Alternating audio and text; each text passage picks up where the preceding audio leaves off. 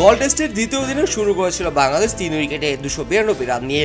আগের দিন অপরাজিত থাকা দলপতি নাজমুল হোসেন শান্ত ও অভিজ্ঞ ব্যাটসম্যান মুশফিকুর রহিম প্রথম দিনের মতোই আস্থার সঙ্গে ইনিংস শুরু করেন, তবে শান্ত বেশি দূর যেতে পারেননি। দিনের সপ্তম ওভারে আতিসা ফার্নান্দোর বলে বোল্ড হয়ে থামেন ১৪৮ রানে।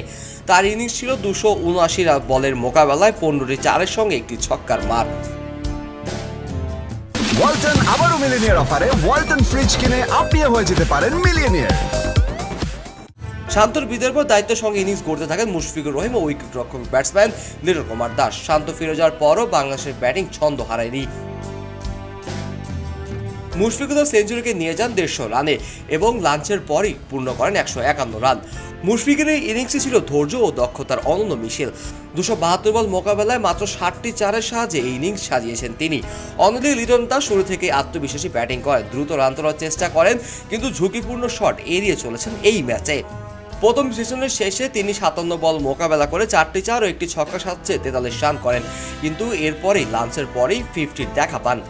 এই জুটির দৃঢ়তায় দ্বিতীয় সেশনের প্রথম সেশনটি পুরোপুরি নিজেদের করে নেয় বাংলাদেশ।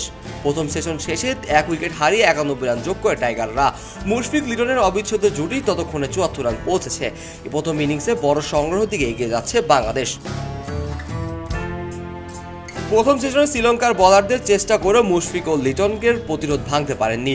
আতিসা ফার্নান্দো শান্তকে ফিরে কিছুটা স্বস্তি এনে দিল বাংলাদেশের ব্যাটিংয়ের গভীরতা ও ধৈর্যের সামনে আপাতত দিশেহারা শ্রীলঙ্কার বোলার। দ্বিতীয় দিনে বাংলাদেশের প্রথম সেশন শেষে স্কোরবোর্ডে বাংলাদেশের সংগ্রহ ৪ উইকেটে ৪০৩ রান।